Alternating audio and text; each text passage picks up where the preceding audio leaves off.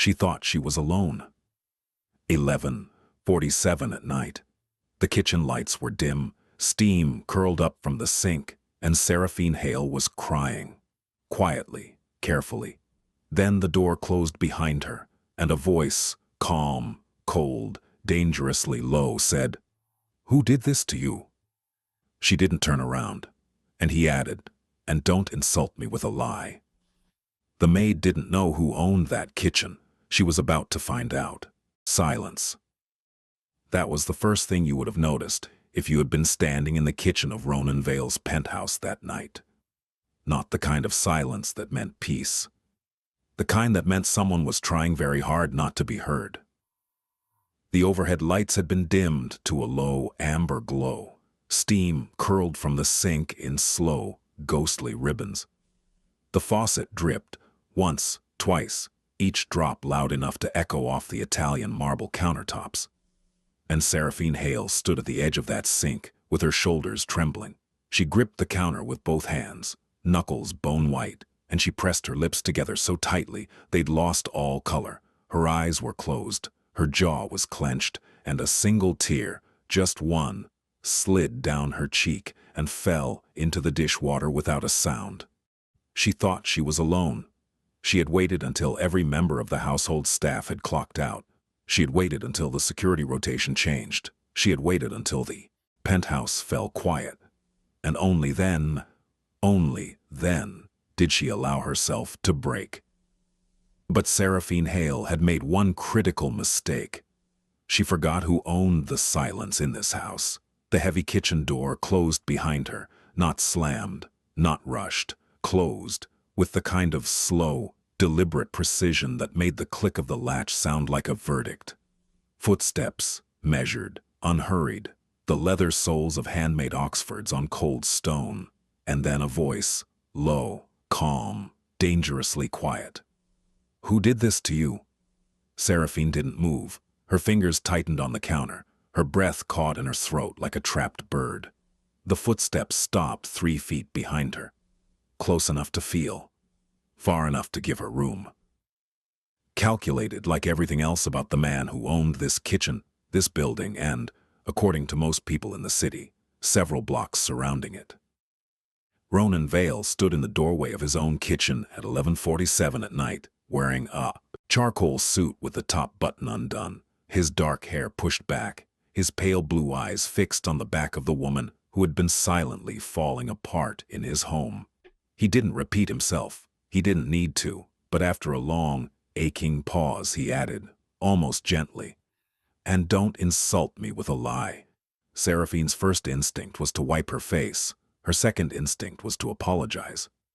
Both instincts were born from years of training, not the kind that came from finishing school or good parenting, but the kind that came from learning exactly how to make yourself smaller when someone powerful walked into the room. She reached for the dish towel beside the sink and pressed it to her cheeks, turning just enough to show him her profile but not her eyes.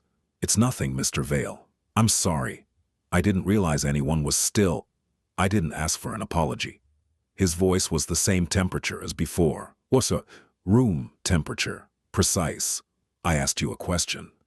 She finally turned, and there he was, Ronan Vale, 34 years old, 6'2", built like a man who had learned to fight before he learned to read.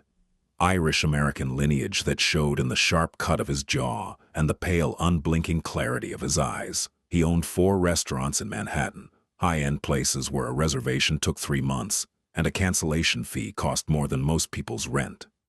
But the restaurants were a front. Everyone in certain circles knew that, and the circles Ronan moved in were the kind where knowing too much was a liability, and saying too little was a survival skill. He was not a man who asked idle questions, and he was not a man who repeated them twice. Seraphine swallowed. "I was just finishing up the kitchen. I'll be out of your way in—" "Sit down." It wasn't a request, but it also wasn't cruel. That was the part that confused her. The words carried weight, but not the kind of weight she was used to. Not the kind that made her flinch. She hesitated. Ronan pulled a chair away from the small kitchen island. not for himself. For her. He set it down without scraping the floor. Precise. Controlled. Then he stepped back and leaned against the opposite counter, arms folded loosely. He didn't sit, not yet. He gave her the lower position first, the seated position, so she wouldn't have to look up at him from the floor if her legs gave out.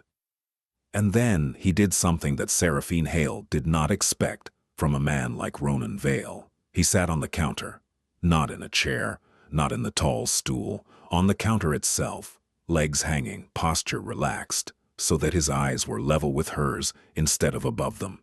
It was such a small thing, such a quiet, deliberate thing. But it rearranged the entire architecture of the room. She was no longer a maid standing before her employer. She was a person sitting across from another person, and that shift, that tiny gravitational adjustment, was what finally cracked her. Composure. "I'm fine," she whispered, but her voice broke on the second word, and they both heard it. Ronan didn't react. He simply watched her, not with impatience, not with pity, with the calm, focused attention of a man who had spent his entire adult life reading people, their tells, their lies, their breaking points. He noticed things.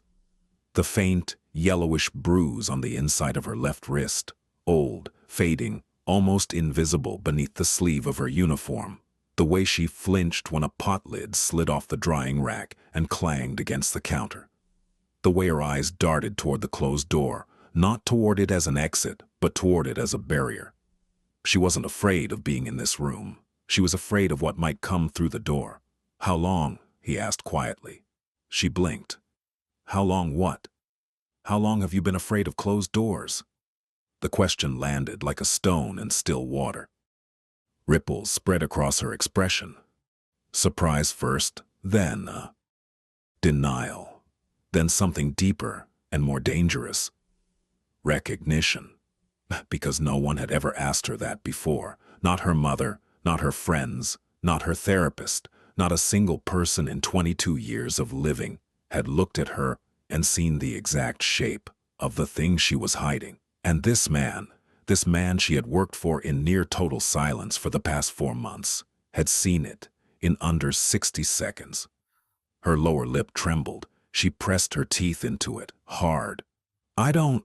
She trailed off, started again. "It's not what you think." Ronan tilted his head slightly. "Then correct me." She didn't speak for a long time, maybe 30 seconds, maybe a full minute. The kitchen clock ticked softly. The steam from the sink had faded. The room felt like a held breath. And then Seraphine Hale made a decision that would change the trajectory of everything that followed. She told him the truth. Not all of it. Not yet, but enough. "I was engaged," she said. Her voice was flat. Now, controlled, detached. The way people speak when they've rehearsed something so many times. The words lose their edges. "His name was Graham. Graham Ashford. He's an investor. Venture capital. Very successful. Very connected. Very..." She paused. "Charming," she finished. But the word tasted like rust. Ronan said nothing. His face didn't change, but his fingers, resting on the edge of the counter, went still. "He was charming in public," Seraphine continued, staring at a point on the floor between her shoes. "He knew everyone's name. He remembered birthdays. He sent flowers to his mother every Sunday. People loved him. People respected him. People said I was lucky." She looked up then, and her eyes were dry, which was worse than tears somehow. Dry eyes meant she had cried about this so many times there was nothing left. "And in private," she said slowly, "he controlled everything. My phone, my bank accounts, who I spoke to, where I went, what I wore. He checked my location every 15 minutes. He read my texts while I slept. He told me it was because he loved me. He told me that's what love looked like, paying attention." She let out a sound that was almost a laugh. "Almost. And when I disagreed, when I pushed back even once, he didn't hit me. He never hit me, not where anyone could see. He'd grip my wrist, hard, and he'd say very calmly, very quietly." She swallowed. You're confused. Let me help you think clearly. The kitchen went very, very still. Ronan's jaw tightened, just once, just barely. If you weren't watching closely, you would have missed it entirely. But Seraphine wasn't watching. She was staring at the floor again, lost in the geography of a memory she had tried for months to leave behind. He told me that if I left, she continued, he would make sure no one believed me. He said he had recordings, conversations taken out of context, texts he'd written from my phone to make it look like I was unstable. He said he'd send them to my family, to my graduate program, to anyone who mattered. She paused, then, quietly. He said he owned my reputation, and without that, I was nothing. Ronan was silent for several seconds. When he finally spoke, his voice was different, not louder, not angrier, colder, the way a lake looks when it freezes from the bottom up. Still on the surface, lethal underneath. Graham Ashford. It wasn't a question. Seraphine looked up, startled. You know him? Ronan didn't blink. He has business ties to people I know. The words were careful, vague, but Seraphine wasn't naive. She had spent 4 months in this house. She had seen the men in dark suits who came and went without appointments. She had heard the phone calls, brief, coded, always ending with, "It's handled." She knew on some level she refused to examine too closely that Ronan Vale was not simply a restaurant owner. And now the man who had tormented her, the Atio, man who had hollowed out her identity and worn it like a mask, was connected to the world this man lived in. The realization hit her like cold water. I should go, she said, standing abruptly. I shouldn't have. I'm sorry. This was unprofessional. Sit down, Seraphine. It was the first time he had ever used her first name, not Ms. Hale, not the kitchen girl, which is what most of his associates called her when they didn't think she was listening. Her name, spoken with a weight that made it feel like something worth carrying. She sat, and Ronan Vale looked at her, really looked at her, with an expression she had never seen on his face in 4 months of watching him from across rooms. It wasn't pity. It wasn't anger. It was recognition. As if he had just realized that the woman who had been quietly cleaning his kitchen every night was fighting a war he hadn't noticed. And that bothered him, not because he cared about appearances, but because he had always prided himself on seeing everything. He leaned forward slightly. Tell me his name again, he said softly, and I'll decide what happens next. And that was the moment the air in the room changed, not because he raised his voice, not because he made a threat, but because Seraphine Hale looked into the pale blue eyes of Ronan Vale and understood for the first time in years what it felt like when someone dangerous was dangerous on your behalf. The next 72 hours passed in a strange, suspended quiet. Seraphine returned to work the following morning expecting what? A summons. A cold shoulder. The polite fiction that nothing had happened, the way powerful men usually handled uncomfortable truths. Instead, she found a new lock on the kitchen entrance, a digital one with a code only she and the head of household security knew.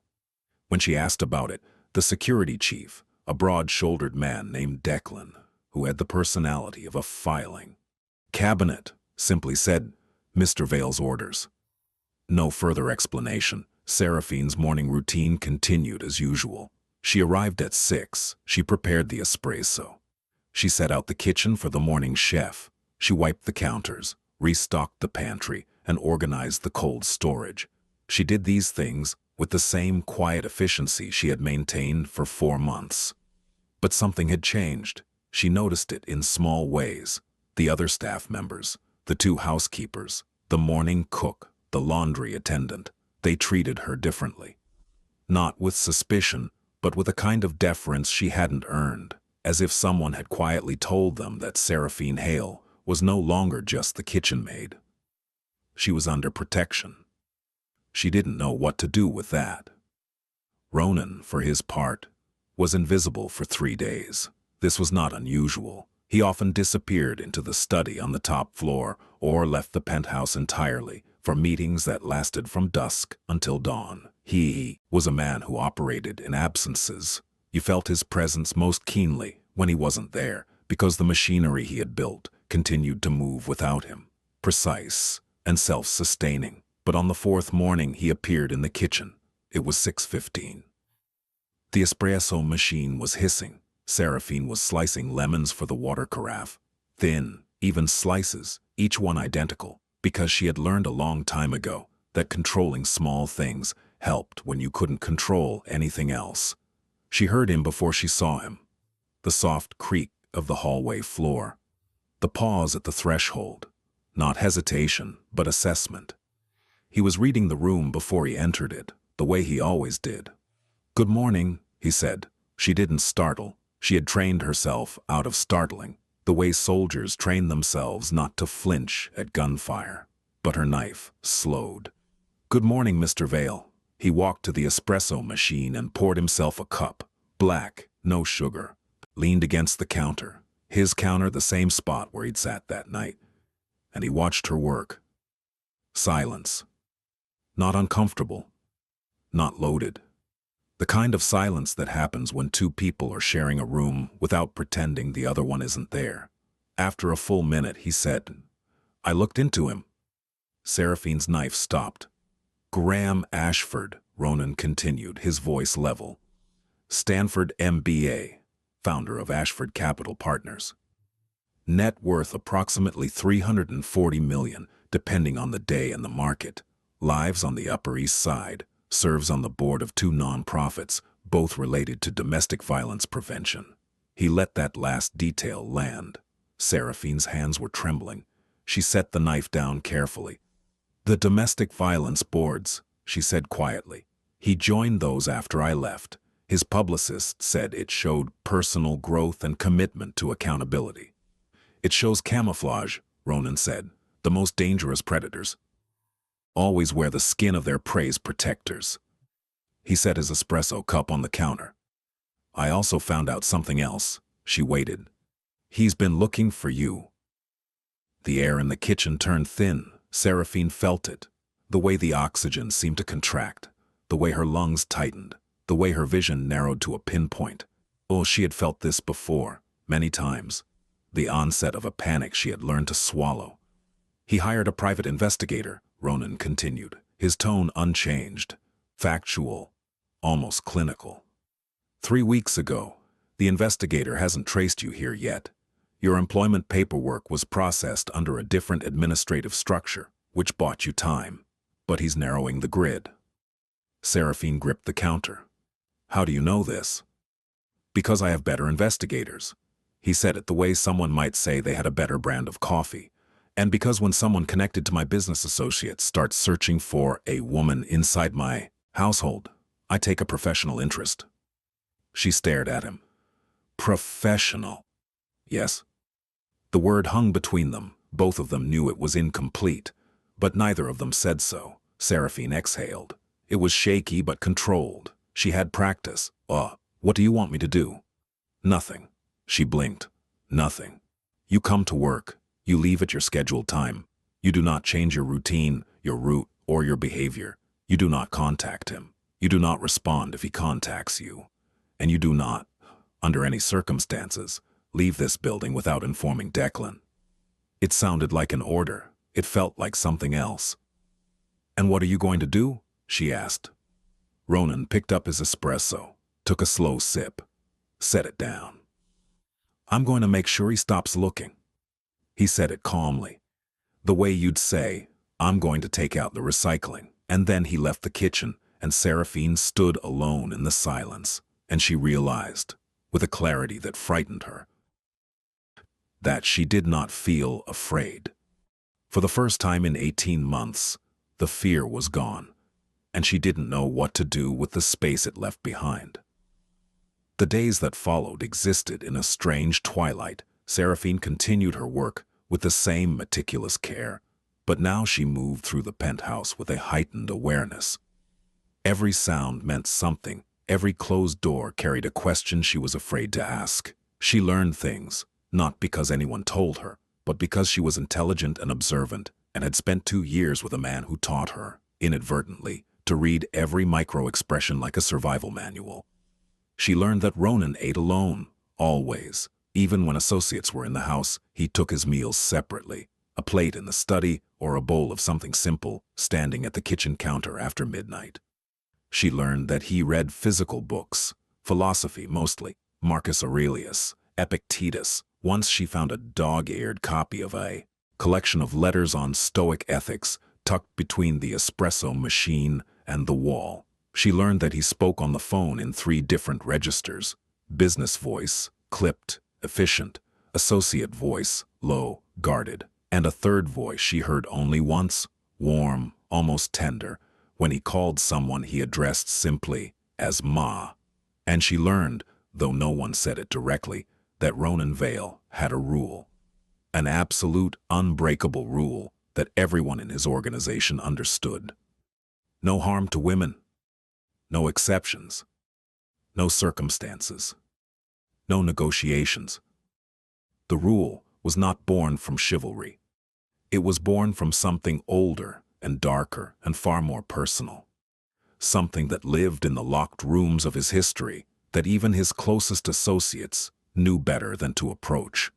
Seraphine didn't know the source, but she understood the weight, because she carried her own version of it. On the 6th day, it happened. Seraphine was in the pantry, cataloging the dry goods delivery, when her phone buzzed. She pulled it out, expecting a text from the grocery supplier. Instead, she saw a message from an unknown number. 4 words. "I know you're there." Her hands went cold, her vision tunneled. She pressed her back against the pantry shelves and slid to the floor, pulling her knees to her chest, the phone clutched in her hand like a grenade. She didn't scream, she didn't cry, she didn't call for help. She went silent. That was the part people never understood about survivors of psychological abuse. The response wasn't dramatic. It was the opposite. It was a complete, systemic shutdown, a retreat into the smallest possible version of yourself, because that's the version that was hardest to hurt. She sat on the floor of that pantry for 4 minutes, breathing, counting, pressing her thumbnail into the pad of her index finger, not to harm, but to anchor, to remind herself that she existed in a body, in a room, in a building that was not his. On the 5th minute, she stood up. She walked to the intercom panel near the kitchen entrance. She pressed the button labeled Security, and she said very calmly, "I need to speak with Mr. Vale." 12 minutes later, Ronan was in the kitchen. He read the text message. His expression didn't change, not a flicker, not a twitch. He set the phone on the counter face down, the way you'd set down a card you didn't want anyone else to see. "This number," he said. "Is it his?" "It's a new one. He rotates them. He's done it before." Ronan nodded once. Then he pulled out his own phone, made a single call, and said 6 words. "Trace this. Priority. Report to me." He hung up. Then he looked at Seraphine. "You did the right thing," he said, and for a moment, just a moment, his voice wasn't cold. It wasn't controlled. It was warm, and it was certain, and it was the first time in longer than she could remember that someone had told her she had done the right thing, and she believed them. It was 3 days later when Graham Ashford made the mistake that would define the rest of his life. He came to the building, not to the penthouse. He didn't have access, but to the lobby. At 9:47 p.m. on a Tuesday, a man in a tailored navy overcoat walked through the revolving door of the residential tower on East 74th Street, approached the front desk, and asked, with a smile that could charm the paint-off walls, to be connected to the penthouse unit. The concierge, well-trained and well-paid, told him there was no penthouse resident by the name he provided. Graham Ashford smiled wider. "That's all right," he said. "She knows I'm here. Just let her know Graham stopped by. Tell her I brought her favorite flowers." He set a bouquet of white peonies on the counter. Then he turned and left. The concierge reported it immediately. The building's surveillance system, which Ronan had personally upgraded when he purchased the unit, captured everything. The angle of the entrance, the walk, the smile, the flowers, the way Graham glanced up at the exterior cameras on his way out. He knew the cameras were there. He wanted to be seen. That was the point. Ronan watched the footage at 11 p.m. in the security room on the 41st floor. Declan stood behind him. Two other men, associates whose names Seraphine would never know, stood by the door with their hands folded and their mouths shut. The footage played once, then again, then a third time. Ronan didn't speak during any of the viewings.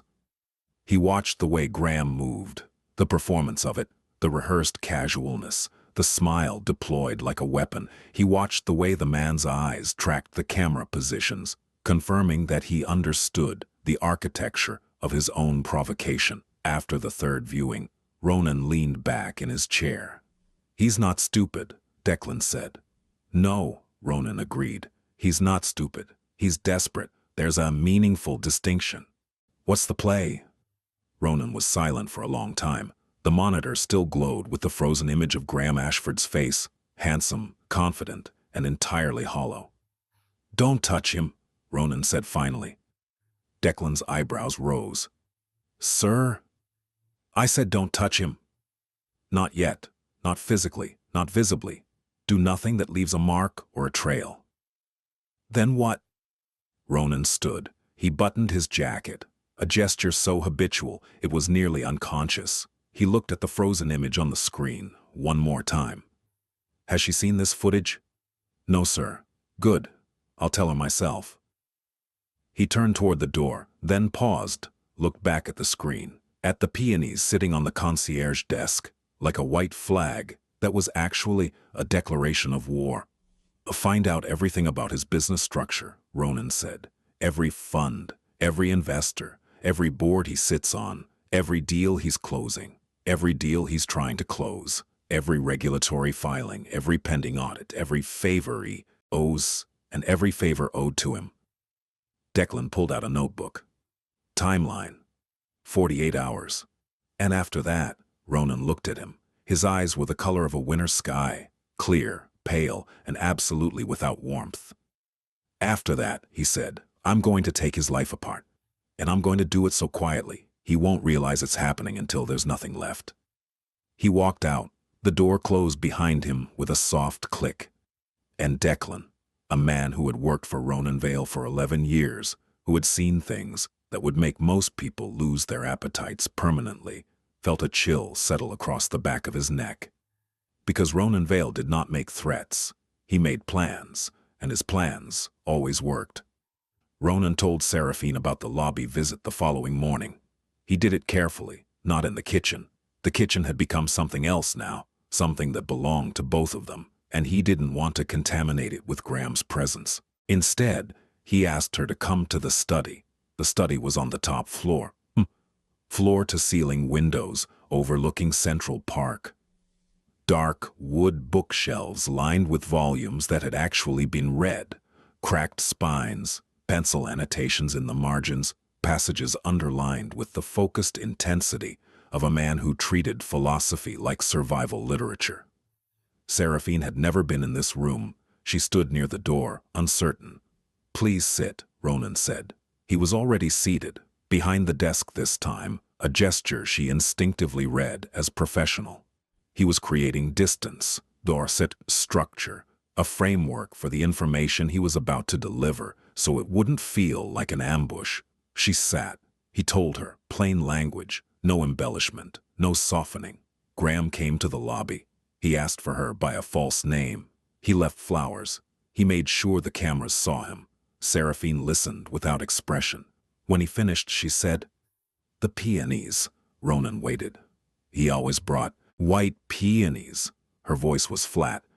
After every episode, after every time things escalated. The next day, white peonies, like a receipt, proof of purchase. She looked at Ronan. "He's telling me he still owns the transaction." Ronan leaned forward slightly. "Do you believe that?" "No." Her voice was steady. "But the part of me he built, the version of me that lived inside his rules for 2 years, she believes it, and she's loud right now." It was the most honest thing she had ever said to another human being. And Ronan, a man who dealt in silence and calculation and the precise application of force, sat with that honesty like it was a living thing he had been handed. and he did not drop it. "I've heard louder," he said quietly. It wasn't a platitude.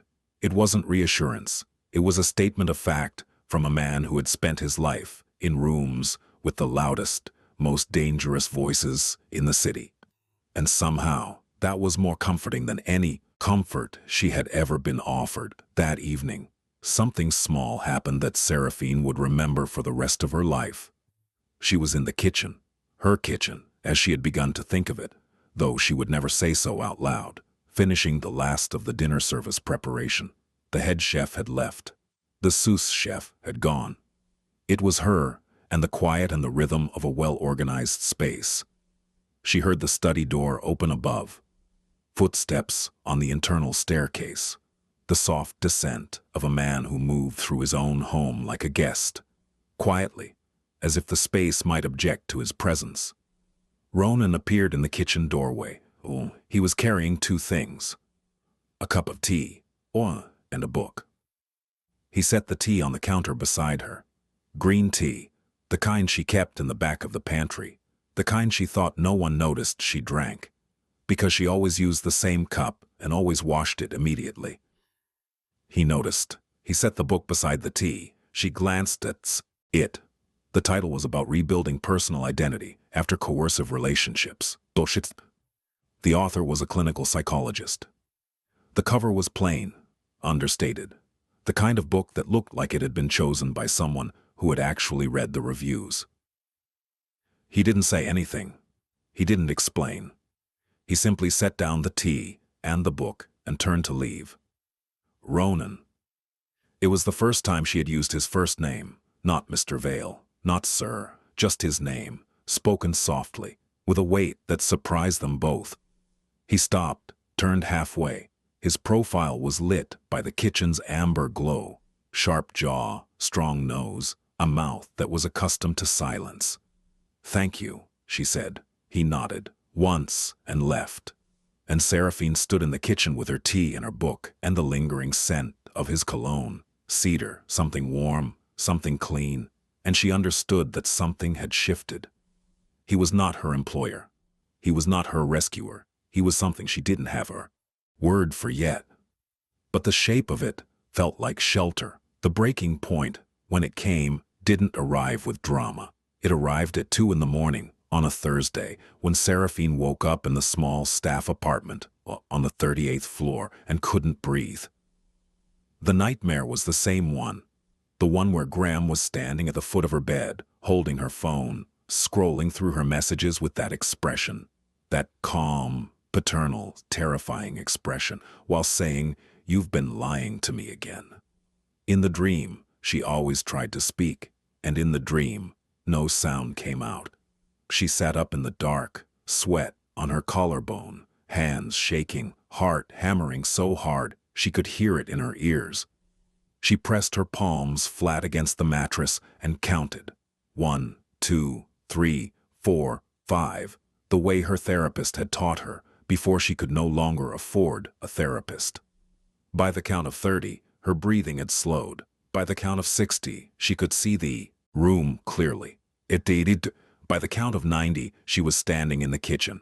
She hadn't planned to go there. Her feet had simply carried her down the service corridor, through the security door, into the one room in this building that felt like hers.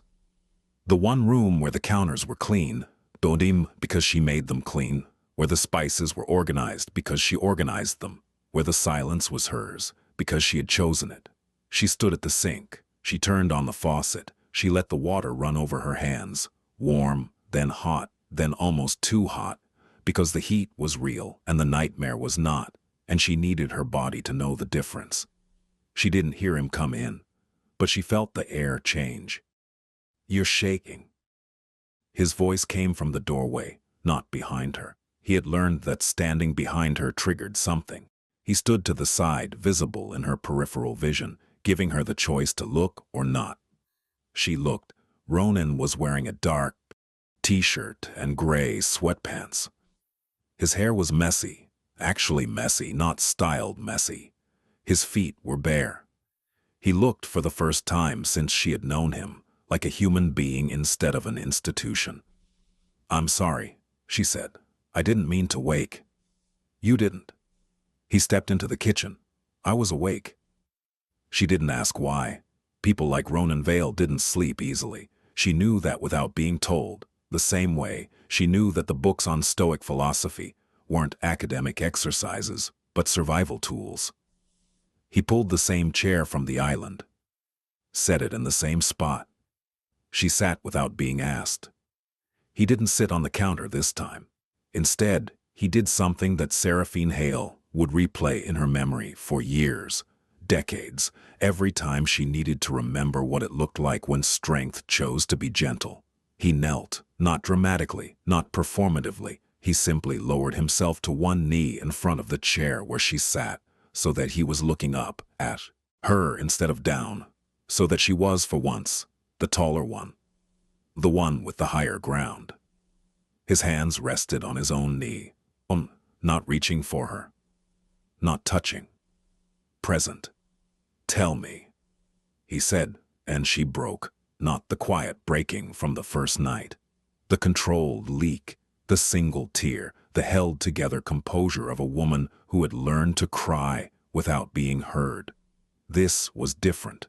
This was the sound of a dam failing, the sound of every wall she had built over 2 years of psychological captivity.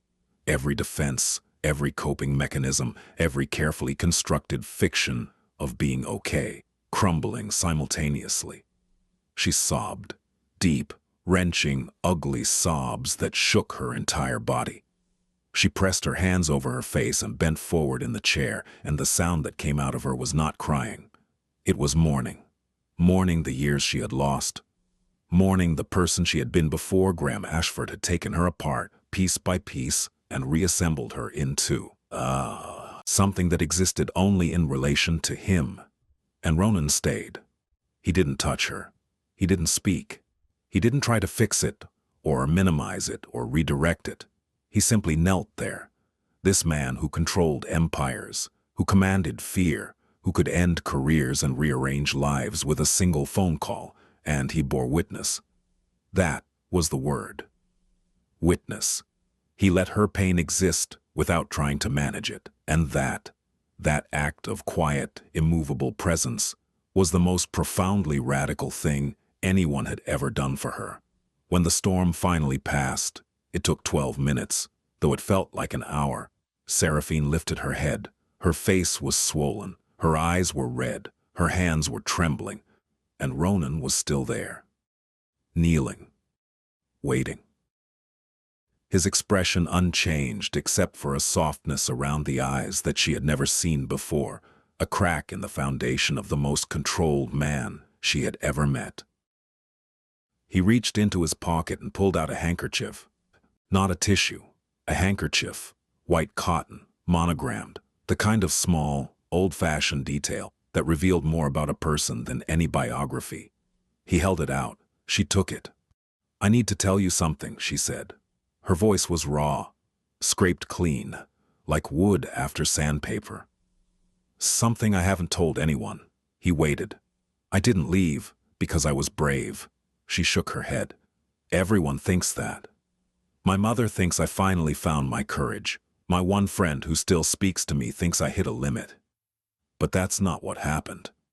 She looked at him, directly, without flinching.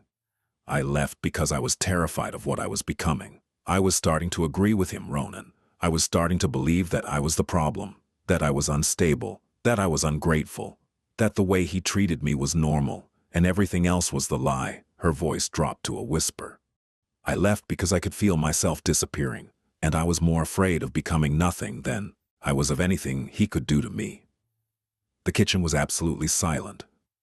Ronan's hand, the one resting on his knee, moved for the first time. Slowly, deliberately. He extended it, palm up, on the armrest of her chair.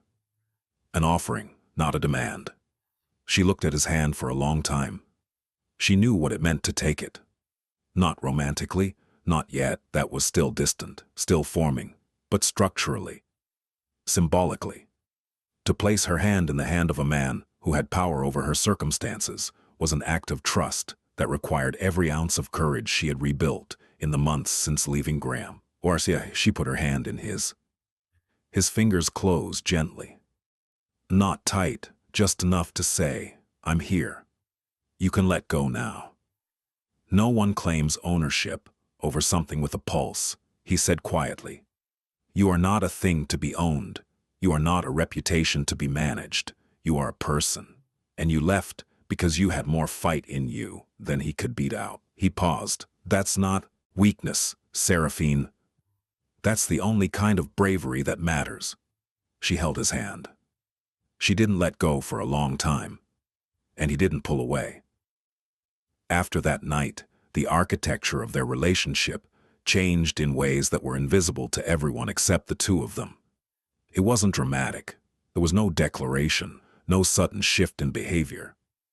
Ronan didn't start appearing at her side, or sending gifts, or making grand gestures. He was not that kind of man, and she was not the kind of woman who would have trusted grand gestures. What changed was the quality of the silence between them. Before, their silence had been professional, the empty space between employer and employee, filled with nothing because nothing was expected. Now their silence was inhabited. It had texture, warmth, a gravitational pull that neither of them acknowledged out loud. He began eating in the kitchen. Not every night, but some nights when the house was quiet and the work was done, he would appear with a plate and sit at the island and eat while she cleaned. They didn't always talk. Sometimes they sat in companionable quiet for 20 or 30 minutes, and the only sounds were the clink of his fork and the soft rhythm of her organizing the pantry. When they did talk, it was about everything except what was happening between them. He told her about growing up in South Boston, about his father, who had been a longshoreman, and then something else, something Ronan didn't name, but that left bruises on his mother's arms. About his mother, Eileen, who had raised 4 boys in a 3-bedroom apartment, and who still called him every Sunday and asked if he was eating enough. "She doesn't know what I do," he said once, staring at his plate. "Not really. She knows enough to pray harder than most mothers, but she doesn't know the details." "Would she forgive you?" Seraphine asked. "If she did." He was quiet for a long time. "My mother is the only person in the world whose forgiveness would cost me something." Seraphine understood that. She understood it completely. And she told him things too. About her father, a literature professor who had died when she was 16. About her mother, who had retreated into grief and never fully returned. About her graduate program in behavioral psychology, the one she had given up when Graham convinced her she didn't need a career because he would take care of everything.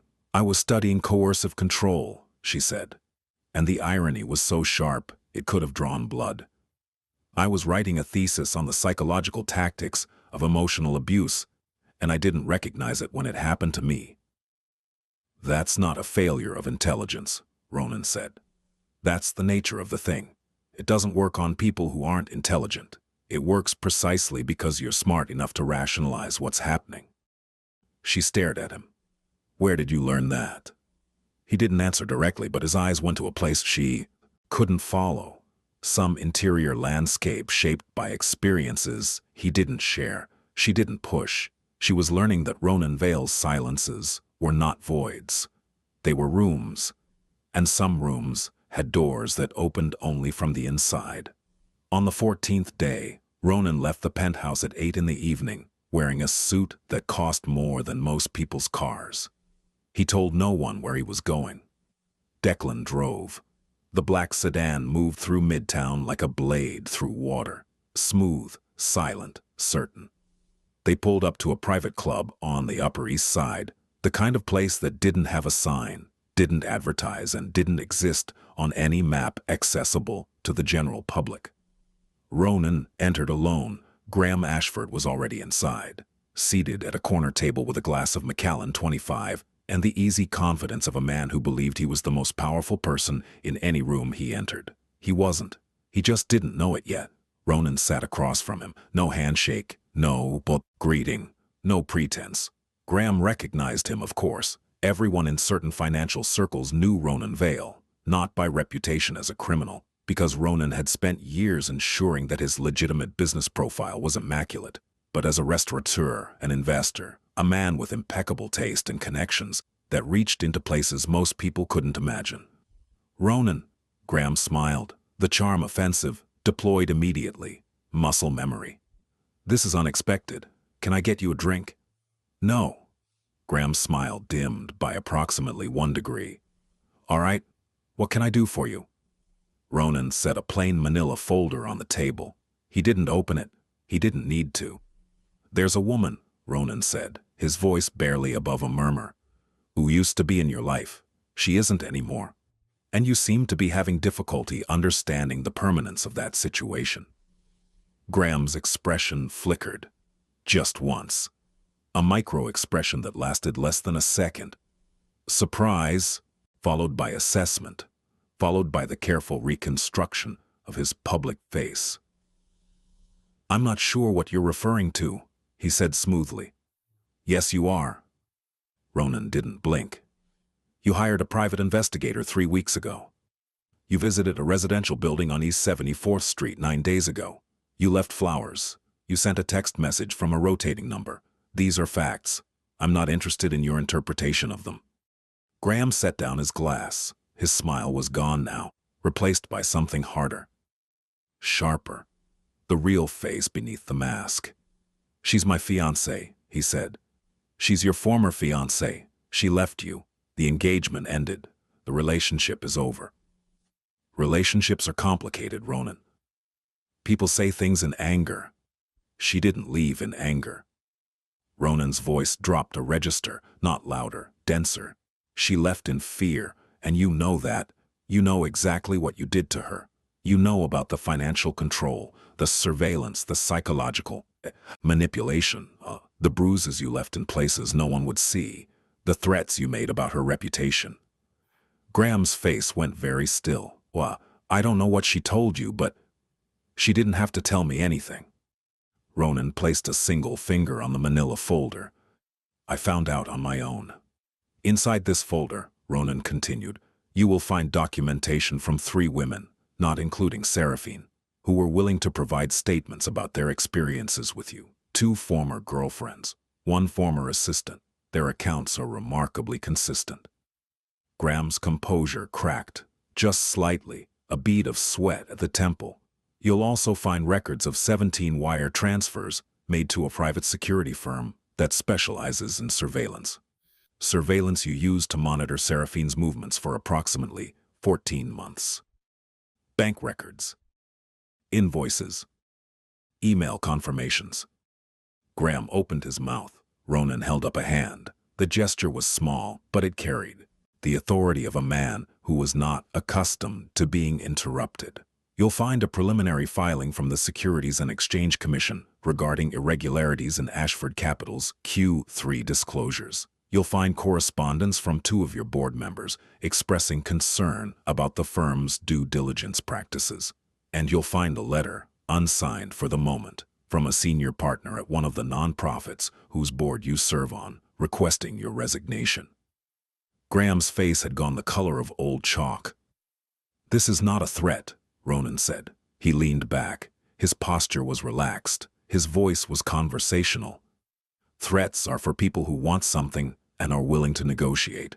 I don't want anything from you, Graham. I'm not offering you a deal. I'm explaining to you what has already happened. What do you mean, already happened? The SEC inquiry was initiated 4 days ago. Your board received the correspondence this morning. The nonprofit has scheduled a vote for next Wednesday. The statements from the 3 women have been archived by my legal team and will be released to selected media contacts if, and only if, you give me reason to release them. Graham stared at him. His hand, resting on the table, was trembling. You can't. I already have. Ronan picked up the folder and placed it in Graham's hands. The question you need to answer now is not whether this is happening. It's whether you want it to stop. And what would that cost me? Ronan smiled. It was the first time he had smiled during the entire conversation, and it was not a warm expression. It was the smile of a man who had already won and was simply waiting for the other person to realize it. It cost you, Seraphine. Completely. Permanently. You will cease all contact. You will withdraw the private investigator. You will delete every recording, every message, every photograph. You will not speak her name. You will not mention her to anyone. You will treat the past 2 years as if they never happened, which, for her sake, is exactly what she wishes they hadn't. He paused. In return, the SEC inquiry will lose momentum. Your board will be reassured. The non-profit vote will be tabled, and the statements will remain in my vault, where they will stay unless you give me a reason to open it. Graham swallowed. And if I don't agree? Ronan stood. He buttoned his jacket.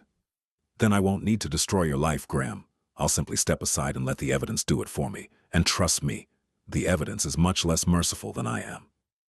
He turned and walked toward the door. Vale. Ronan stopped, turned his head. Graham's voice was hoarse, stripped of charm, stripped of polish, stripped of everything except the raw, animal fear of a man who had just realized he was not the predator in this room. Who is she to you? Ronan considered the question for exactly 2 seconds. She's under my roof, he said simply, and I protect what's in my house. He left. The door closed behind him, and Graham Ashford sat alone in a private club with a manila folder in his hands, and the slowly dawning understanding that the world he had built, the careful, manicured, publicly perfect world, had just been dismantled by a man who hadn't raised his voice once. The investigator was withdrawn the following day. The rotating phone number went dead the day after that. Within a week, Graham Ashford had quietly resigned from both non-profit boards. Within 2 weeks, Ashford Capital announced a strategic restructuring, the kind of language that meant the ship was taking on water and the captain was looking for a lifeboat. Within a month, Graham had relocated to London. Seraphine didn't know the details. She never asked, and Ronan never volunteered them. She knew, the way you know things when you live in the orbit of a man like Ronan Vale, that something had happened, something decisive, something that involved the quiet machinery of power operating in rooms she would never enter. But she felt it. The way the weight lifted. The way the air changed. The way her phone stopped feeling like a weapon in her pocket. The day she realized it was over. Truly over. She was standing at the kitchen counter, slicing lemons. And she was humming. She didn't notice she was doing it until she heard herself. A melody, something her father used to sing, something she hadn't remembered in years. She stopped, pressed her hand to her mouth. Felt the tears come. Different tears this time. Not grief, not fear. Something warmer, relief. The war was over, and she had survived it. 3 weeks after Graham disappeared from her life, Seraphine was standing in Ronan's study. He had asked her to come. Not an order this time.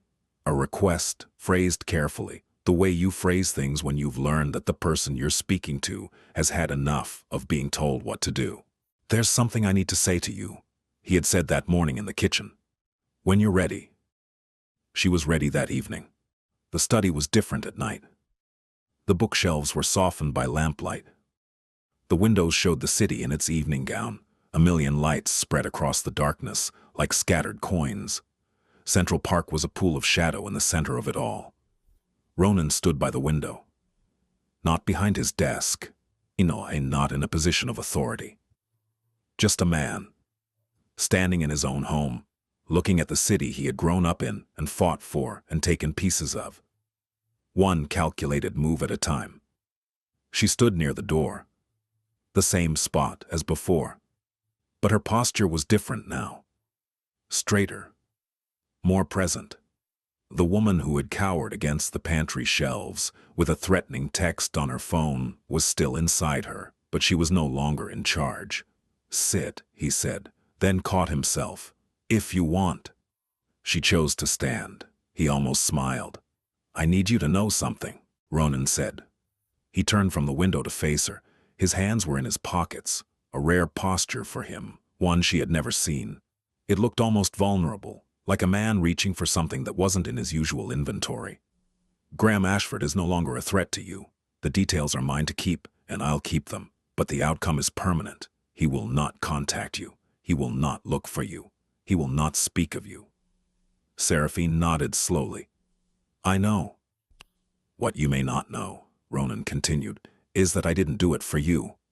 She blinked. What? I did it because it was the right thing to do. Because a man in my position has the ability to correct certain imbalances, and choosing not to use that ability when confronted with cruelty would make me complicit in the cruelty. I did it because I have a rule, an absolute rule, and he broke it. He paused. His eyes held hers. But I need you to understand why I'm telling you this. Because I want you to know that you owe me nothing. Not gratitude, not loyalty, not whatever you think this is. He gestured vaguely between them. The gesture was so uncharacteristically imprecise that Seraphine felt something crack open in her chest. You don't stay here because I scared him away, he said. You don't stay here because you feel indebted, or because you're afraid of what happens if you leave, or because you think this is another version of the same cage with a nicer view. His voice dropped. If you stay because you feel safe. Not because of me. Because of yourself. Because you chose it. The room was very quiet.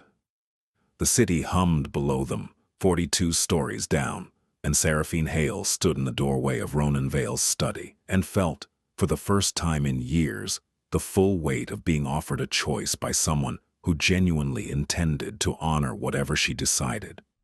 She didn't speak immediately. She needed the silence, not the survival silence, the kind she had used with Graham. The silence that was a shield and a submission and a disappearance. This was a different silence. The kind that exists when you are standing at the edge of something new and you need a moment to find the words. She thought about the past 4 months, about the kitchen and the tea and the book and the chair he always pulled out for her, and the counter he sat on so she wouldn't have to look up.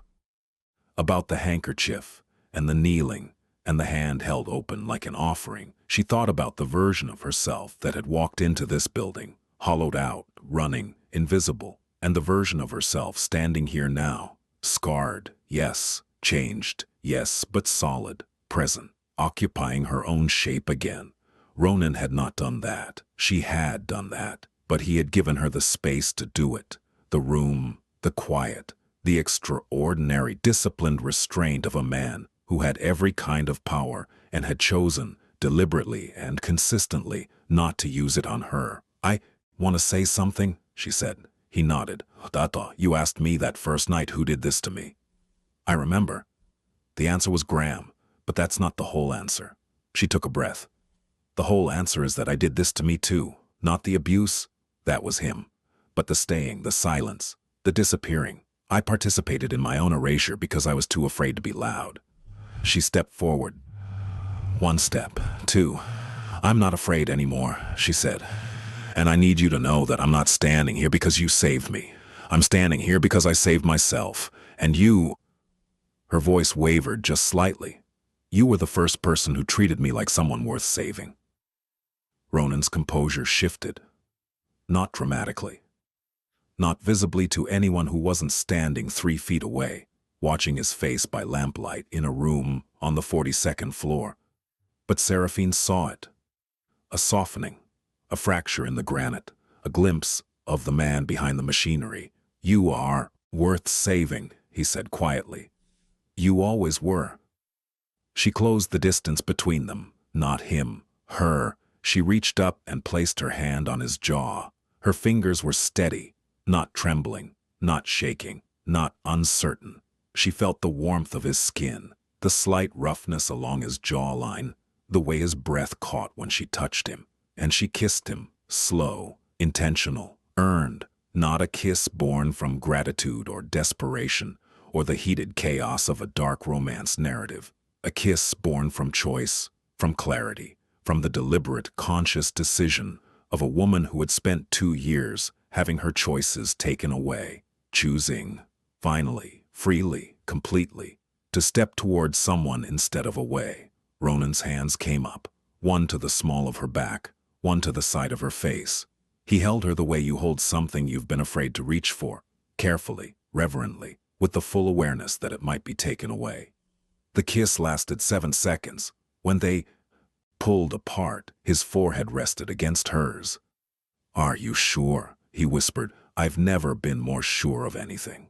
He closed his eyes, and Seraphine Hale, who had survived psychological captivity, who had rebuilt herself from fragments, who had learned to slice lemons with precision and brew tea in silence and exist in the margins of other people's lives, stood in the arms of a man who terrified cities and felt, for the first time, what it was like to be held without being trapped. Months later, the kitchen. Late night, steam rising, not from the sink this time, but from 2 cups of tea sitting side by side on the counter. Seraphine was standing at the island, going over notes. She had re-enrolled in her graduate program, behavioral psychology, coercive control, the thesis she had abandoned 2 years ago. Ronan had said nothing about it when she told him. He had simply nodded in that way of his, and the following week she found a new laptop on the kitchen counter with a note in his handwriting, "For the thesis R." She was studying when she heard it, the heavy kitchen door, closing, slow, controlled, click, footsteps. She didn't flinch, she didn't tense. She turned and she smiled, and there he was, standing in the doorway of his own kitchen in a t-shirt and bare feet, his hair messy from sleep, his eyes soft in the amber light. He walked to her. He stood beside her. He picked up his cup of tea and took a sip, and then he looked around the kitchen, at the clean counters and the organized pantry and the steam curling toward the ceiling, and he said, "No more ghosts in my house." She leaned into him. His arm came around her, easy, natural, the way gravity works, invisible until you stop fighting it. "No more ghosts," she agreed. The city hummed below. The steam rose, and in a kitchen on the 42nd floor of a building in Manhattan, in the home of a man who had built his life on control and found his match in a woman who had survived being controlled, there was silence. The good kind. The kind that meant peace.